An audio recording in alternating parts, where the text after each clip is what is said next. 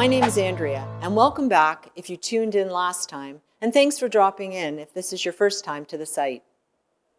Question: do you ever think about what you think about?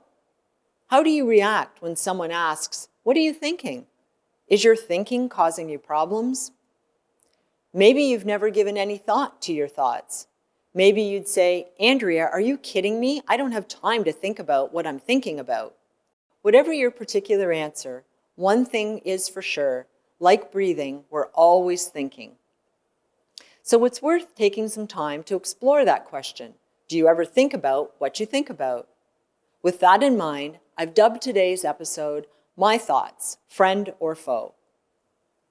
You may have heard that your words are powerful. Words can build you up, encourage you, or make your day. Words can also cause you grief, discourage you, or shatter your hopes and dreams. But let's back it up a step.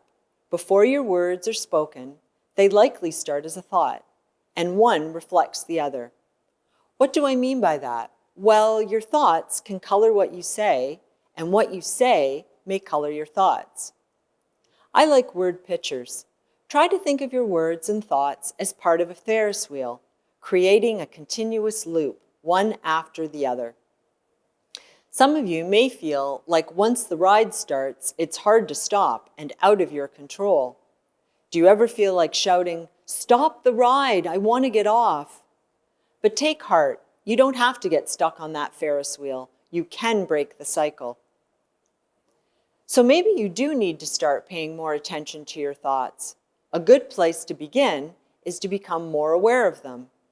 You can't change something if you're not aware of it. And keep in mind, only changing what you say may help in the short term, but if you don't change your thoughts and get to the root of the problem, well, don't be surprised if you find yourself back on that Ferris wheel. So let's start with talking about thinking styles. First off, let's put it out there that some of your thoughts are helpful and some of them are unhelpful. Ask yourself, do I make judgmental or critical comments? Am I inflexible in my thinking, seeing things as either all or nothing, a success or a failure?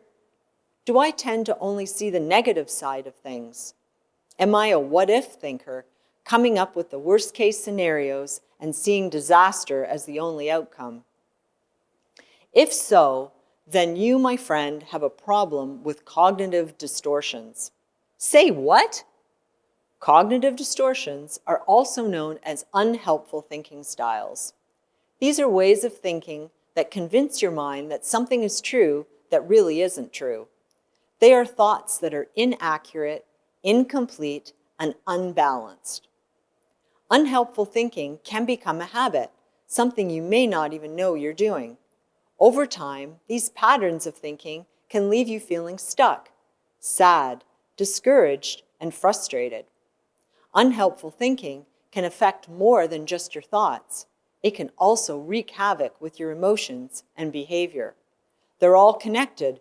Remember the Ferris wheel? Hey, we all have unhelpful patterns of thinking. You're not the only one. My style of choice is mind reading. We'll get to that in a moment. Deciding to change your thoughts can be challenging. Why? Well, like I said earlier, our thinking patterns can become a habit, and habits are tough to break. Have you ever tried to stop smoking, start an exercise program, or spend less time watching TV? You get the picture. The good news is that even though making changes in your thinking can be a challenge, it doesn't mean it's impossible. You may be wondering, what can I do? How do I deal with unhelpful thinking? That's a great question. Many of the problems we have with our way of thinking can fall into 10 styles. Today, let's look at 5 of them as a step towards better awareness. Number 1, all or nothing thinking. This is one about thinking in extremes. You may also know it as black and white or perfectionistic thinking. Here are some examples. I'll never be in a healthy relationship. I always lose out on promotions at work. My friends are never there for me. This kind of thinking is unrealistic because most of the time things aren't 100% one way or the other, but rather fall somewhere in between the two extremes. If you are an all-or-nothing thinker, you may find it challenging to be flexible in your thinking. This might lead to not trying new things, not to incorporate other ways of seeing things, and it may create anxiety. Number 2, negative mental filtering. The great joy zapper. This is when you only remember negative events and filter out the positives. Here's some examples. Nothing good happened to me this week. My life is worthless if I'm not in a relationship. Going to that party was a waste of time. This kind of thinking can set you on that downward spiral and increase feelings of anxiety, sadness, and depression. Number 3, overgeneralization. This is when you take one negative characteristic or event and then apply that conclusion across the board. Here are some examples. I don't think I can ever trust anyone again. That cake was a flop. I'm a terrible baker. I can't believe that relationship ended. I'm done with dating.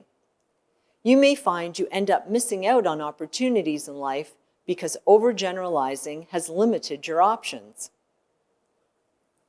Number 4, should statements. This is when you tell yourself you should or must do something. This kind of thinking makes you feel forced to do things. It carries a feeling of judgment of yourself or others. For examples would be, I should just be the best. I must never let others know how I feel. This shouldn't have happened to me. Should statements can often live hand in hand with high and sometimes unrealistic expectations. This style of thinking may make you feel disappointed, discouraged, or like you've let other people down when you can't live up to your should statement. Number 5, mind reading. Mind reading, that superpower a lot of us think we have. This is when you think you know what others are thinking. Some examples might include, I can't tell others how I feel because they'll think I'm crazy. My colleagues think I'm boring. There's no sense talking to them. My wife seems upset today. I must have done something to upset her. This type of thinking can create a lot of misunderstandings because you're basing your thoughts on assumptions and not facts. Well, there you go. As promised, 5 types of unhelpful thinking styles. Drop in again and I'll have 5 more for you to consider. And remember, the purpose is to help you become more aware of your thoughts. That's the first step in changing them. Change can be hard, but that doesn't mean it's impossible. Consider it a challenge. Challenges can provide opportunities to make a difference. Come on, together we can learn to live life well.